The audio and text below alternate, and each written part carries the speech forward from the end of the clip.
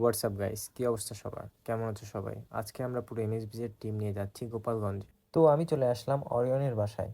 অরিয়নের বাসা থেকে আমরা সবাই চলে যাচ্ছি শাহরিয়ার ভাইয়ের বাসায়। শাহরিয়ার ভাইয়ের বাসা থেকে আমরা সোজা রওনা দিলাম গোপালগঞ্জের উদ্দেশ্যে। রূপসা ব্রিজ পার হয়ে আমরা সবাই চলে গেলাম ফকিরহাটে। ফকিরহাট থেকে আমাদের সাথে আরও 2টা বাইক অ্যাড হবে, তাই তাদের জন্য অপেক্ষা করছিলাম। তাদের নিয়ে আমরা সবাই মিলে আবার রওনা দিলাম গোপালগঞ্জের উদ্দেশ্যে।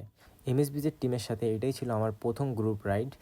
আমাদের আজকের গোপালগঞ্জে যাওয়ার কারণ হচ্ছে গোপালগঞ্জ ইস্টার্ন রাইডার্সের পক্ষ থেকে আমাদের জন্য একটা শো অ্যারেঞ্জ করা হয়েছে। তো গোপালগঞ্জের হাইওয়ে যে এত সুন্দর আমি আগে কখনো এক্সপিরিয়েন্স করিনি। Mi cuerpo arde, no paro de bailar. La gente me mira, sienten el calor. Soy fuego puro, mi alma es ardor.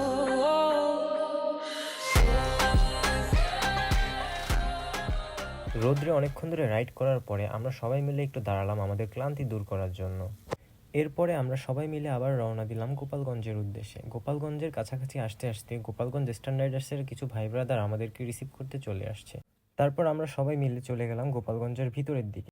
Gopalganj medical হাসপাতালের ভিতর থেকে আমরা শহরের ভিতর প্রবেশ করলাম। এরপরে আমরা সবাই চলে আসলাম হোটেলে। হোটেলের নিচে বাইক পার্কিং করে আমরা সবাই রুমে রেস্ট নিতে চলে আসলাম।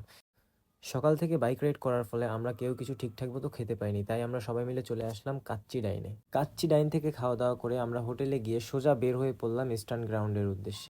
গোপালগঞ্জের মানুষ যে এতটা ইস্টার্ন লাভার এবং এতটা ক্রেজি তা আমি গোপালগঞ্জে না আসলে বুঝতেই পারতাম না।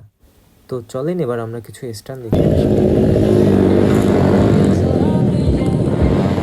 Mi cuerpo arde, no paro de bailar. La gente me mira, sienten el calor. Soy fuego puro, mi alma es ardor.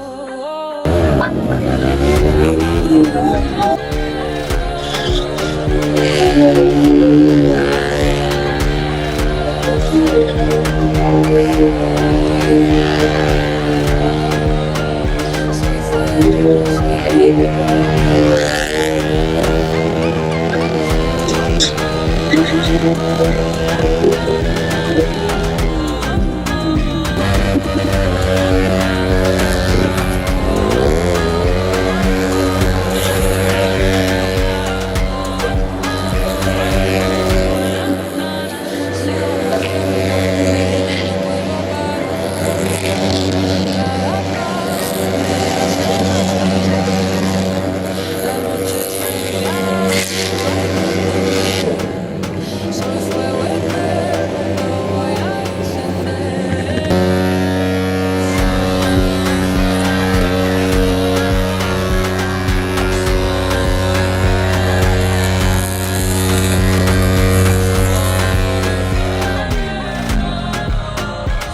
স্টান শেষ করার পরে আমরা সবাই চলে আসলাম হোটেলে এবং হোটেলে রেস্ট নিয়ে আমরা সবাই আবার খুলনার উদ্দেশ্যে রওনা দিলাম, কারণ আমরা আজকে একদিনের ভিতরেই খুলনা ব্যাক করতে যাচ্ছিলাম।